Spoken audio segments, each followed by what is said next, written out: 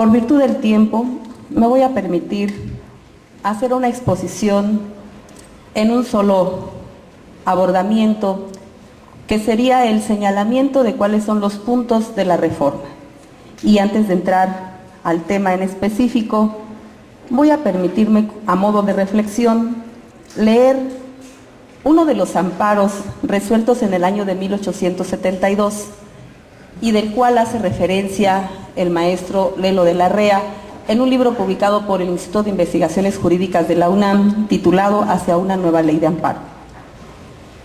Se resolvió una demanda de amparo promovida en representación de una menor contra actos del ayuntamiento de la ciudad Guzmán, Jalisco. La controversia se había planteado en contra de la orden de demoler un pórtico o portal en la plaza en la que se ubicaba la casa de la quejosa.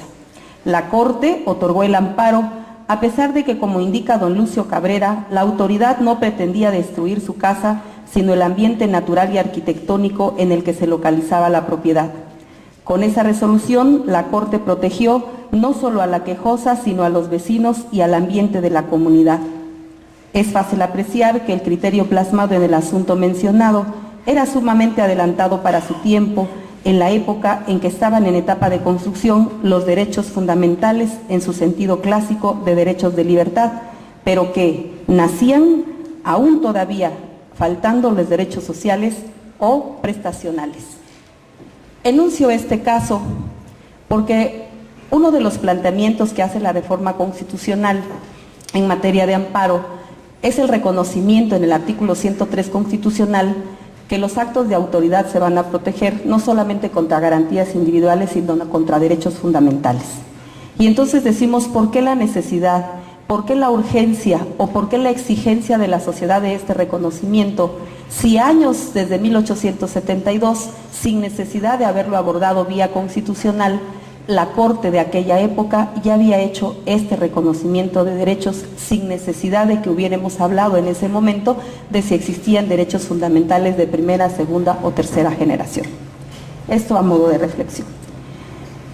Recientemente, el Congreso de la Unión aprobó reformas a la Constitución Federal relativas al juicio de amparo que resultan de gran importancia para una de las instituciones con mayor arraigo en nuestro país. Y yo digo también, agregando, que también para todo el mundo, dado que el amparo, llámese recurso, llámese una acción, llámese un juicio, está de moda en todos los países, como lo señalaba el maestro Eduardo Ferrer MacGregor Poisson. Estas reformas se circunscriben, de acuerdo con la exposición de motivos, a un objetivo general, que es llevar a cabo una revisión y una modificación integral del amparo, con la finalidad de eliminar tecnicismos y formalismos que dificultan no solo el acceso a este medio de control constitucional, sino también a su ámbito de protección. El objetivo de esta reforma es adicionar, fortalecer y perfeccionar la estructura del Poder Judicial, consolidando a la Corte como un tribunal constitucional que tenga la posibilidad de abocarse a la resolución de los asuntos de mayor importancia y trascendencia para el Estado mexicano.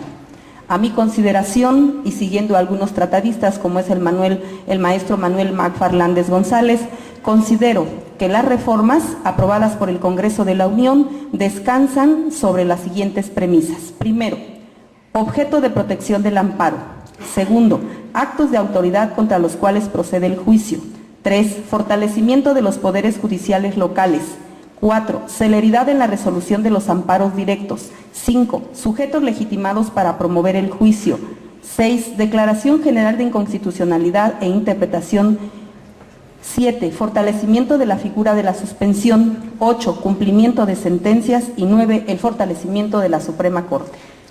Por lo que respecta al primer punto, este quizás sea el tema de mayor importancia de la reforma, pues se amplió la protección que se puede lograr a través del juicio no solo a las garantías individuales, sino que ahora también serán objeto de protección los derechos humanos previstos en las convenciones internacionales. Este punto ya había hecho algún ruido dentro de los investigadores del Instituto de Investigaciones Jurídicas de la UNAM, cuando el maestro Carbonell señalaba que por qué no hacíamos valer en el juicio de amparo los tratados internacionales, dado que nosotros no estábamos impedidos para hacerlo, pero como dicen ahora, probablemente porque no estaba de moda, como nos pasó con las acciones constitucionales y las controversias.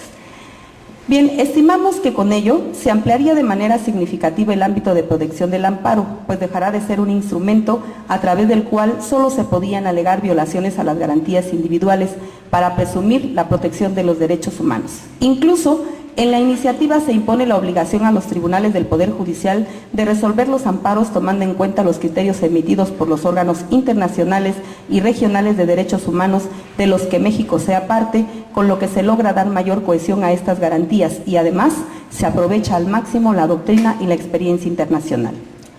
Por lo que toca al punto del acto de autoridad contra los cuales procede el amparo, en la iniciativa se contempla la posibilidad de que el juicio de amparo no solo sea promovido por actos de autoridad que violen garantías individuales, como tradicionalmente se concibe el amparo, sino que ahora también se puede promover este medio de control constitucional en contra de las omisiones de la autoridad. Así, la reforma al artículo 103 para establecer que los tribunales de la Federación resolverán toda controversia que se suscite por normas generales, actos u omisiones de autoridad. Con esta redacción, el amparo ahora también será procedente en contra de omisiones, situación que responde a la reforma que se planteó en el sentido de ampliar el objeto de protección del juicio al incluir también a los derechos humanos. Pues una parte de estos actos de autoridad que resultan contrarios a estos últimos son omisiones. Por lo que respecta al fortalecimiento de los poderes judiciales locales, partiendo de la premisa de que los poderes judiciales locales hoy en día gozan de autonomía e independencia, y además de la necesidad de hacer acorde el amparo directo con el sistema federal establecido en la Constitución, se aprobó por el Congreso reformar este medio de control de las sentencias dictadas en todo el país, eliminando la procedencia en automático del amparo para pasar a un sistema que solo permitirá por excepción la procedencia de este juicio. Por lo que respecta a la celeridad en la resolución de los amparos directos, directamente relacionado con el tema, encontramos también la celeridad en la resolución de los amparos directos, en los que a través de la inclusión de una figura novedosa se permitirá resolver en un solo juicio los argumentos tanto de quien obtuvo resolución contraria como de quien obtuvo la favorable en el juicio natural. Respecto a los sujetos legitimados para promover el juicio, que es atinente al caso con el cual empecé esta pequeña participación, es un aspecto relevante de esta reforma sin duda, porque lo constituye la modificación del requisito del interés jurídico para poder acudir a juicio de amparo, pues se elimina la exigencia de contar con este requisito para la promoción del amparo y en su lugar se establece que solo será necesario el interés legítimo. Respecto a la Declaración General de Inconstitucionalidad y la interpretación conforme, otra de las modificaciones más importantes la constituye la posibilidad de que la Corte pueda emitir una Declaración General de Inconstitucionalidad o de interpretación conforme. Tradicionalmente, las sentencias que se dictan en los juicios de amparo solo benefician a quien promovió. Fórmula Otero, que si bien cuenta con un amplio desarrollo dentro de nuestro sistema jurídico, en la práctica generaba muchas injusticias evidentes.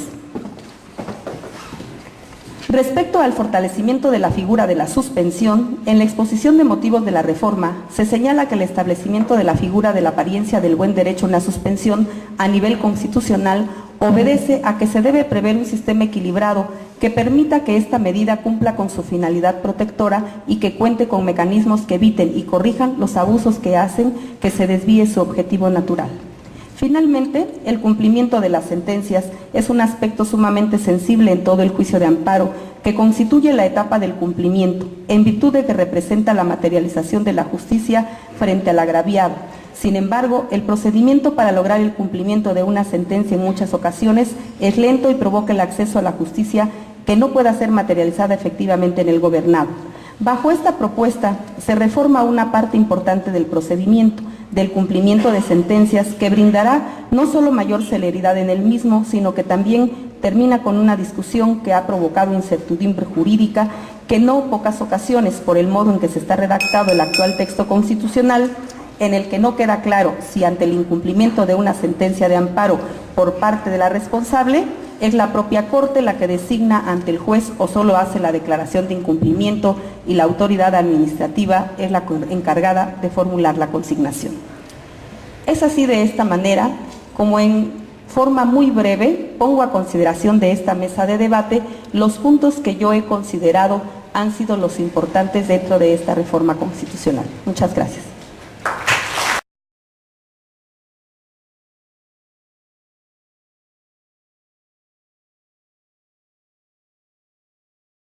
No debemos soslayar que ciertamente estamos viviendo un momento de globalización y en base a eso, pues estamos tendiendo de una manera política al reclamo de un derecho de carácter internacional.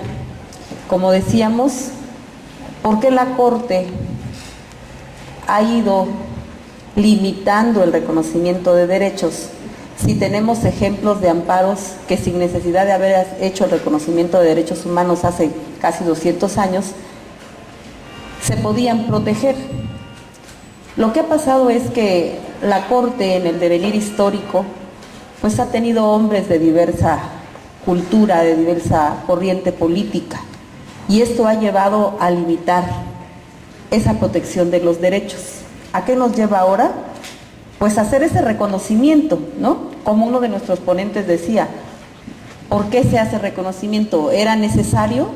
Pues a lo mejor cuando el amparo surgió no había sido necesario, pero en la actualidad, dada la interpretación que da el más alto tribunal sobre lo que se entiende en garantías individuales y derechos fundamentales y lo que la sociedad ha vivido ante la negatividad del reconocimiento de lo que hoy decimos derechos fundamentales de primera, segunda y tercera generación, pues ha surgido esta necesidad de ese reconocimiento y esa reforma. Que los tratados internacionales efectivamente son instrumentos que vienen al reconocimiento de esos derechos fundamentales, porque en la actualidad los teníamos solamente protegidos mediante recomendaciones a través de órganos no jurisdiccionales, como los tribunales que hoy conocemos, de los ombudsman. Pues es cierto, pero hemos tenido que acudir a ellos porque no habíamos sido lo suficientemente capaces de defender, porque no lo teníamos negado. O sea, ha hecho mucho ruido, como lo comentaba anteriormente, la cuestión de los tratados internacionales hechos valer ante los tribunales. ¿Qué es lo que estamos viendo ahorita en materia penal en los juicios orales? Se está ponderando el reclamo de esos derechos contenidos en esos instrumentos internacionales, soslayando en algunos casos y en algunos estados, como lo vemos en Chihuahua, por ejemplo, que los tratados internacionales se ponderan frente a la ley secundaria, no porque sea menor, sino porque contiene un catálogo de reconocimiento de derechos. Entonces no podemos negar esa necesidad en la propia sociedad. Como lo decía el maestro Matías también, ¿por qué nosotros tenemos que reclamar una sentencia cuando nos ha sido favorable? Bueno, yo creo que sí, no tiene una ponderación. Obviamente si gané no tengo por qué oponerme. Sin embargo, puede ser que tenga un punto positivo en el sentido de señalar que no vamos a estar dejando terminar a la parte contraria todos los recursos que tengan que agotarse para llegar a una sentencia definitiva, para si en su caso llegara a ser favorable a este, que no obtuvo lo que deseaba en primera instancia, le deje el arbitrio al otro de hacer nuevamente una alegación.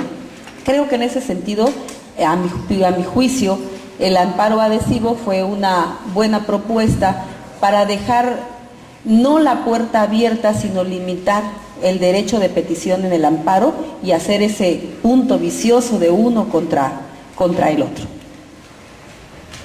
Algo que hemos dejado también soslayado y que es muy importante dentro de esta reforma, aparte de la cuestión de la legitimación, que ya vimos que no había necesidad de hacer el reconocimiento, pero que también se hizo, es la cuestión del concepto de autoridad. Nosotros hemos visto cómo han ido cambiando los criterios de la Suprema Corte para definir lo que es autoridad. Y con esta reforma no solamente va a ser autoridad, como dice nuestro artículo de la ley de amparo, que es aquella que promulga, publica, ejecuta o trata de ejecutar la ley o el acto reclamado, sino que está abriendo un campo amplio para hablar de aquellos que son incluso particulares, pero que violenten derechos sociales cuando tengan a su cargo la prestación de servicios públicos o de interés público cuando actúen en el ejercicio de funciones públicas.